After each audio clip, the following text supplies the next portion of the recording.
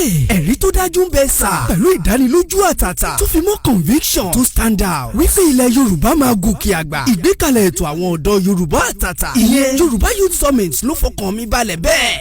ìlú Ìbàdàn ni afẹ́fẹ́ ètò yìí ti fẹ́ kí Abẹ́òkúta ó tó bomi rẹ̀ mu. ìlú Ẹ̀pẹ́ ò lè gbàgbé ètò yìí níbi àwọn ọmọ Yorùbá ṣe patú rẹpẹtẹ fi gbogbo ara gbé àṣà Yorùbá lárugẹ ká.